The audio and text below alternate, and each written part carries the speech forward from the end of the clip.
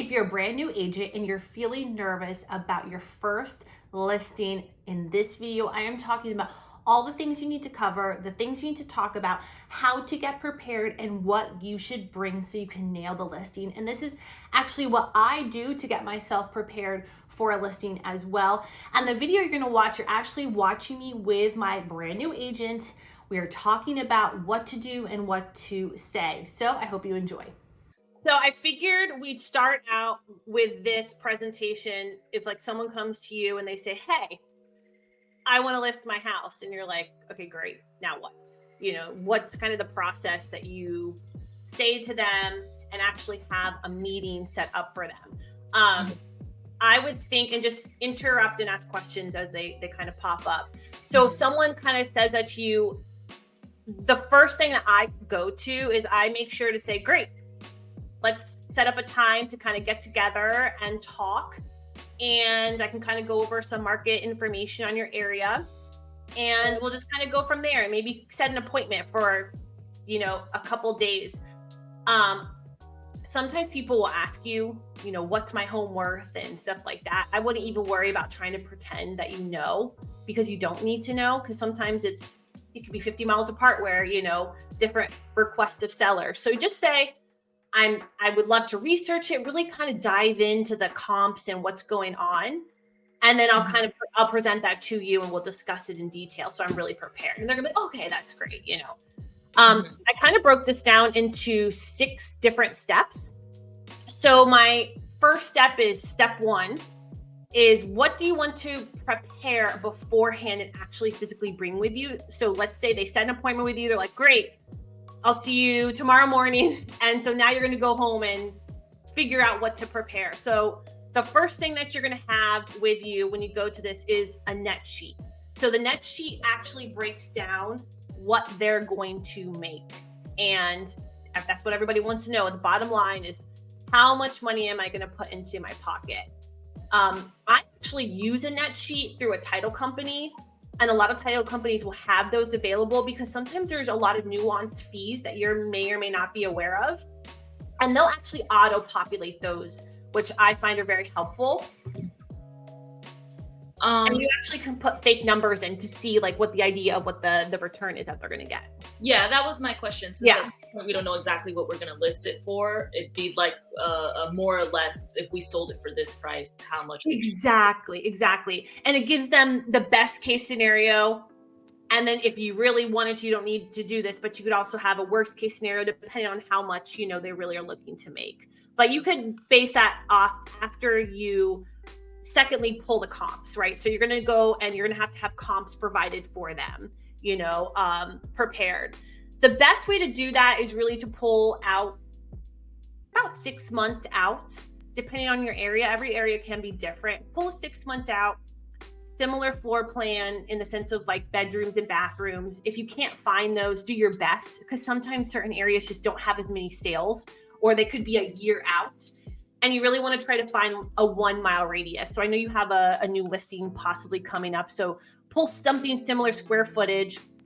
And if you can't find anything, like let's say your house is completely outdated, and only homes that are completely updated are, just do your best, and then you'll have to adjust for and account for that. And I actually don't try to pull too many. And my recommendation maybe like around 5 or 6. And then I look at a price per square footage. You'll actually see that on closed properties, the price per square footage. And then I create a roundabout number. So I'm just making up, let's say houses sell between 450,000 and 500,000. They'll give you a price per square footage, divide that by 6, and you'll have an average price per square footage to present as your possible listing price. Okay. So, so the net sheet, have the comps prepared for that net sheet. What else do we have to have prepared for that listing? We need to have a seller's roadmap. Bring this with you because you'll actually go through the roadmap with them. When you're actually at the presentation, we'll go through that later. You'll find out kind of their knowledge base and how much you need to go through that. And it might seem weird at first to explain, here's step 1, and here's step, 15. But if they haven't done it in 10, 15 years, they don't remember anything. Even if people are selling every 3 to 4 years, they're not really remembering the process. They're just expecting us to remember everything. So it's kind of okay to have that and also guide you. Because if you're brand new, you kind of do want to have a little roadmap to go through. Mm-hmm. And then also a notepad and pen.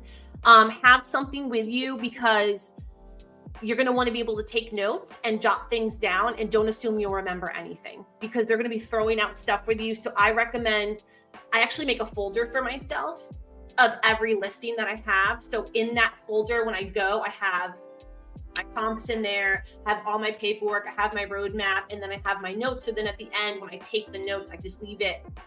I have a folder for me and for them. And then I know, okay, these are the notes I took for the person. Because sometimes they'll tell you about the updates of the house. You don't want to forget some of those things. Yeah. So this seller's roadmap, is it like a general expectation of like how the flow of the transaction is going to go? Or does it have specific dates? Or is there something else that comes later on with the specific dates? Yeah, that's a good question. So later on, the specific dates would happen. But this roadmap is essentially you going, here's what happens, to prepare your house for sale. Once we get a contract, once we're under contract, what's happening on the back end, without overfilling them with too much information, but just so they feel like, oh, I know what's supposed to happen next. Yeah. And it's nice because you can leave it with them. Are they reading this? I don't know, but at least you could say, I prepared them as much as possible. And you don't feel like you left, especially for new home-time buyer, new buyers. This is obviously a little different. This is for a seller, but just because they went through the process doesn't mean they remember anything. Okay, that's kind of what you're preparing. You're going in the back end, you're getting all this stuff prepared, you're printing out these physical comps, by the way, you're printing it, you're not just mentally telling them, and you're actually creating comps of active, you can show them under contract and closed properties. And this kind of gives them a good parameter of what's going on in the market, because it also shows days on market. It shows if they started at 50,000 higher, right? And then sold for 50,000 less. And you're sharing this data with them because they're not really looking that up. They're just searching what their home is worth, but they're not seeing on the back end what actually happened. And even sometimes you can even see the type of loan that was processed, or was it cash? Like I have in my neighborhood a home that sold for 200,000 over asking. That's not a comp. I'm not going to pull that if I go sell in my neighborhood because it was a cash deal. So, somebody in my neighborhood might see it and be like, okay, that's great. I'm selling for this price. But then you have to let them know that wouldn't actually be something we would compare against. Yeah, because it's an outlier. Yeah. There you go. That's a perfect outlier. So now you have these things, and now kind of the step 2 is like, what do we do once we go there? You're knocking on the door and they let you in. And this is kind of where you want to let them walk you through the house and say, hey, let's take a walk through your house and let me just kind of see and that's where your pen and paper come in hand, because you can kind of take notes here. I want to say something really important. People don't realize what they live in, and it's not abnormal to them.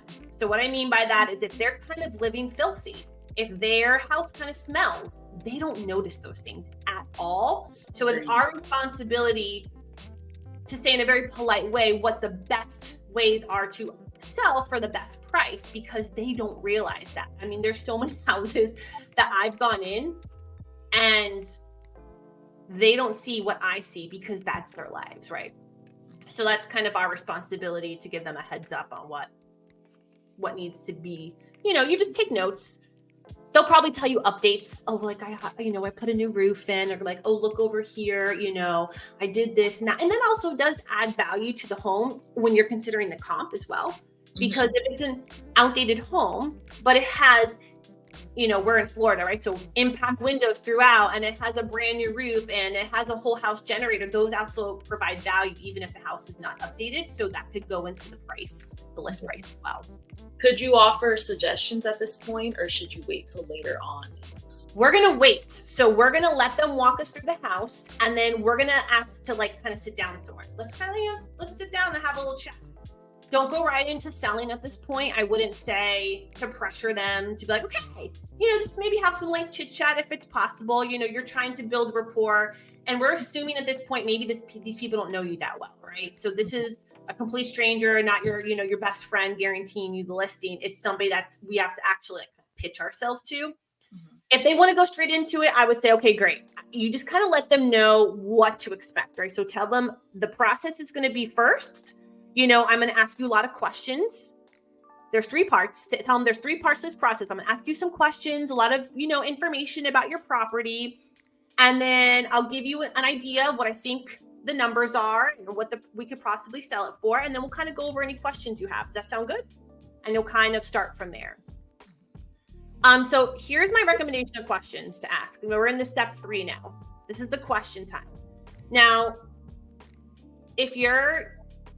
I know that you haven't asked people these questions, but it is going to feel a little intrusive at first, right? Because you're asking them questions that you have to pull out of them. That's, you know, financial information, but this is also to your benefit, because I'll tell you, one time I was a buyer's agent on a deal where the listing agent advised me that the seller had just enough money to pay closing costs and commissions before she was going to make negative on the sale of the home. So she had to list the price exactly to a T, know exactly what the closing cost numbers were and exactly what the commission was, or this person would have had to been out money. They weren't even going to make money on the sale of this property. And so had somebody brand new gone into that and not asked specific questions and just listed it, and then you find out halfway through the deal, oh yeah, what do you owe on that mortgage? Or the title company tells you, you could be really screwed. So we need to know all those things up front. So here's the questions I want you to be asking first and foremost. First is, why do they need to sell? What even got them to this point to want to sell? They might have told you initially, like, hey, I want to know what my house is worth, but you want to know their motivation, right? We talked last time about that FORD acronym: family, occupation, recreation, and their desires. So this also can apply to why somebody is moving. Are they moving because they just want to? Are they upgrading? And that also can lead you into more questions, because my follow-up question, if someone says, yes, I want to, you know, sell this home and buy another home, is, do they need to sell this home in order to buy another home? And part of that questioning is just because you just want to get a general idea, you know, where they're paths in, just kind of pulling out questions from. And even if you think of questions along the way, don't be afraid to ask. You know, there's nothing wrong with pulling out more information from them. Another question is how fast do they want to sell? Do they want to list it in 2 weeks from now? Are they looking to do this in 6 months? Obviously, if they want to list in 6 months, it might be another entire listing presentation or at least comps you're going to have to pull, right? Because whatever is sold today, 6 months from now may not even be valid if the, you know, economy or something takes a shift, right? Yeah. You can actually ask them if they've sold a home before, if this is their first time actually selling a home. This is a really important question that I didn't think of adding on till later on, but because you don't know their understanding. And we always want to be at their level of understanding, right? So if they're buying and selling homes every 1 to 2 years, you probably don't have to walk them through and hold their hand through the roadmap process. Whereas if someone's like, yeah, I've never sold a home before, it's the first time, I bought this home 15 years ago, go ahead and feel free to walk through the roadmap from step to step and give them detail, because you want to let them know what's going on. They're basically like a first-time seller at that point, you know? Yeah. Another question is, how did you find you? Okay, so gauge your audience here and gauge the person. But a question you could ask is how they found their agent last time and what were some of the pros or cons to them. So gauge the audience here, right?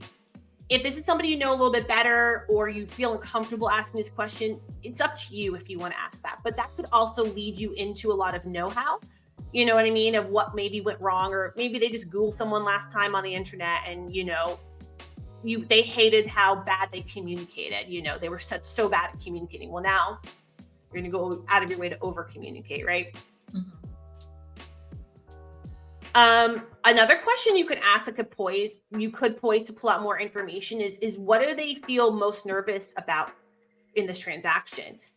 Maybe what they're so stressed about is how much money they're going to make, right? So that you can make that an emphasis. Or maybe they're most worried about I don't know, their dog and how the showings are going to work because they have a dog there. So now you can like go out of your way to let them know that everything's going to be okay. Here's what I would do to solve that problem. And now you're problem solving for their worries, if that makes sense. Yeah, it's like picking an issue that's most important to them, making sure that you cater to that issue. Thank you. I have to explain it to you. You got it. But it takes, and I'm still perfecting all of this too, right? Because it is awkward to talk to a complete stranger and go through this list like a breeze. Because also sometimes they have a awkward energy too, right? They don't even make you feel comfortable, Mm-hmm. So it's all just things you can have in the back of your mind to be prepared, right? Another question you can ask is, are they familiar with the fees that are involved? Do they know how that works? And if not, that's a nice lead in to maybe talking to them about, normally the compensation is addressed by the seller. Obviously, we have a lot of new rules, so you might want to go into detail about, if you feel comfortable, some of the new rules that are around that issue, and making sure you're not giving them too much information, but just enough to make them feel comfortable.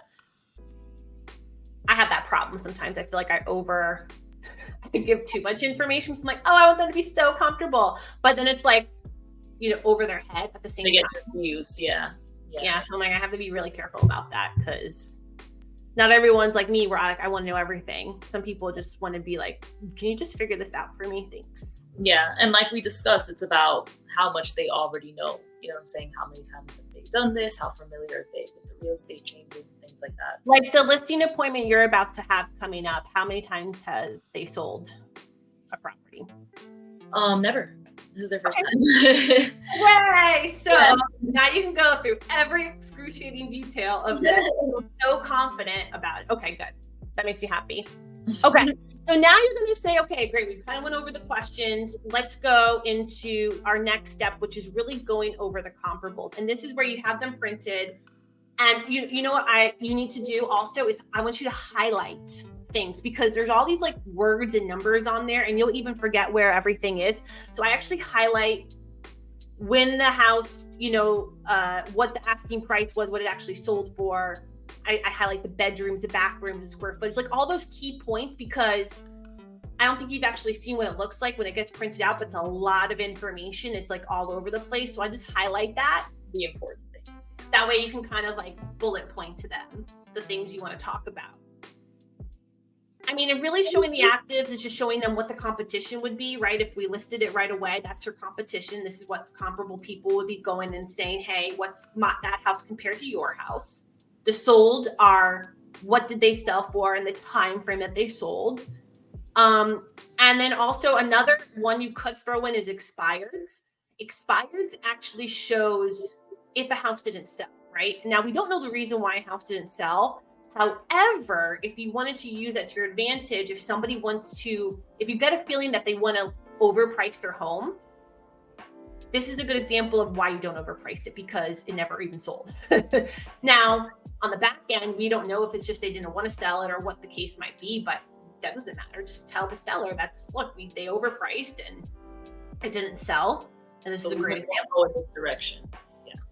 Yes. And of course, everyone's response is, most people are reasonable, but you're going to have people that just want to overprice a house. And I'm living through it right now with a listing that's been on the market for a very long time. And, give or take whether that's a good decision taking those listings or not, you'll have to decide if that's worth your time and energy. Because if it never sells, you put time and energy into that property, it not going anywhere. So you'll kind of have to decide as time goes on, because you can pick your clients too, you can decide who you want to work with. And if you don't think it's a right fit for you, then it's not a right fit for you.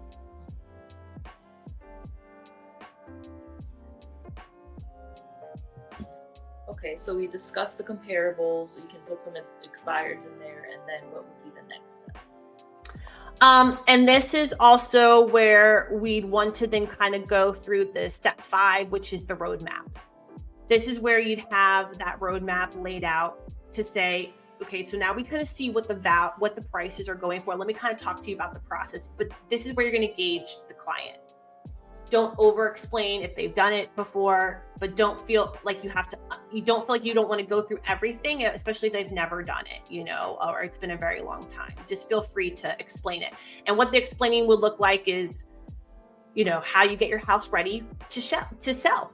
What does it look like photo ready? I mean, I had recently 2 different listings where they told me they were going to be ready, and 3 weeks later they were still prepping their house for sale because they didn't realize how much work it took to actually be ready, and that's when you're at the house, you could give those recommendations. Like, my recommendation is, see those Christmas lights that are out, that they've been out there for 2 years, go ahead and take those down. The photos, it won't look good, and cleaning the house and putting away personal photos, and just cleaning things up so it's visually the most appealing. So when someone sees that house, they're like, wow, that's a house for me, right? So they're going to get their house ready for photos. You're going to take the photos. You're going to get everything uploaded into the MLS, and that's when it becomes live. And that's when you explain to them your marketing process. What are you going to do to market the property? Are you going to host open houses? Are you paying for any paid advertising? This is all stuff that you can decide how you want to do. And then also walk them through the process of once they get an offer. And this is obviously on the roadmap, right? So it's even helping you. A pre-made roadmap that's reminding you of the process because you haven't done it yet. So now you're being reminded, oh yeah. So then you get an offer. What happens when you have to do the escrow? What happens when they do the inspection, the appraisal, and then closing day, right? And you just kind of give them that brief overview. Really gives them an understanding of what to expect, what would happen from day 1 to day close, and that makes them feel, confident that you understand the process, because they don't want to be involved, because that's why they're hiring a real estate agent, or they would just do for sale by owner, right?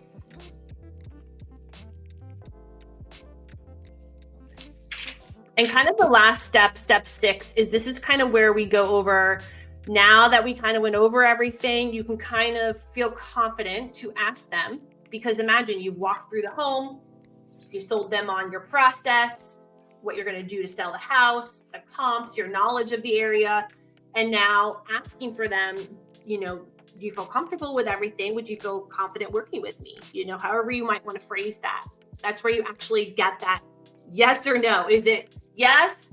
Is it no? Is it that they're going to interview more agents, or they're going to think about it, whatever it might be. And there's 2 approaches. Like, say they say yes, right? They're like, yes, I'm sold. You're so great. There's 2 options you have here. One is you have printed with you the listing agreement, kind of pre-filled out, and a seller's disclosure ready for them. The second option is you say, great, I'm so happy you're going to work with me. I'm going to go back to the office. I'm going to get everything prepared, and I will digitally send everything to you. Both of the options are for you to choose. I've worked with older clients that they don't want to sign an e-sign for, a listing agreement. And they want me to physically have a copy for them to sign it because they want the paper. And you just have it pre-filled out and ready to go. Or you can say, hey, this is how I do it. I do everything digitally. I mean, I wouldn't be worried about people not working with you if they say yes, if 4 hours later you send them a contract. I mean, if they go and work with somebody else in between that time, you probably don't want to work with them anyways, right?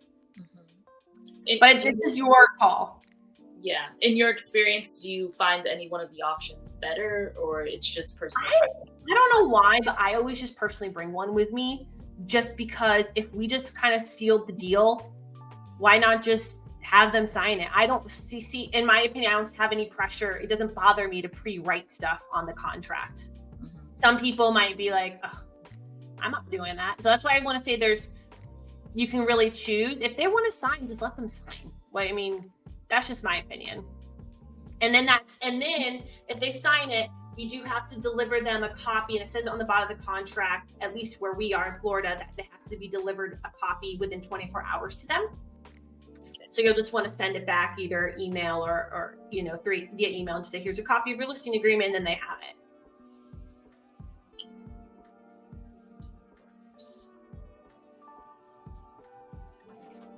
What are your thoughts? What are your concerns? I don't really have any, I think, okay. you were very concise in explaining the process. I guess like the specific dates throughout the process, that's something I will get over time. Like, you know, when I actually have the deal and go through the deal and understand, okay, there's kind of a template, right? Like, okay, after you sign, there's 3 days where it needs to be in escrow. And then, you know, so that's the only thing that I haven't gotten down yet, but I think that just comes from experience, like knowing the specifics from each transaction. So to give you a really brief overview, I'm speaking for us in Florida, most contracts are 30 days. So the moment that everybody signs on the dotted line becomes day one. So you have traditionally 3 days for escrow deposit. Now, all these terms can be negotiated, right? So there's no standard, it has to be this. These are also negotiating factors for an offer acceptance, right? Usually a standard do 5-7 day inspection period.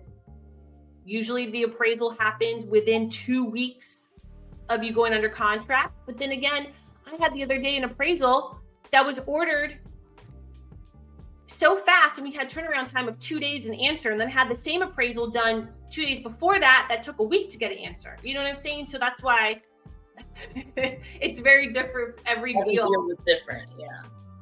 And then after that, those 2 big humps are over. Inspection, and did they request anything? No. You jump over the next hurdle. Appraisal. Did it appraise? Okay, great. And then now you're just down on the closing of the wire, down to the 30 days, and you're just keeping up with people. You're keeping up with the lender. You're keeping up with the title company. You're keeping up with everybody along the way. Even if you don't hear anything, hi, just checking in, make sure everything is being ordered, make sure everything, okay, great. So now that you know how to get ready for a listing appointment, please drop in the comments below things that you enjoyed, what was helpful, or maybe something I might have missed that would be of help or service to you for me to make another video on. And I'd love to be of support to you as you continue to grow and thrive in the real estate business. And I'll see you on the next video.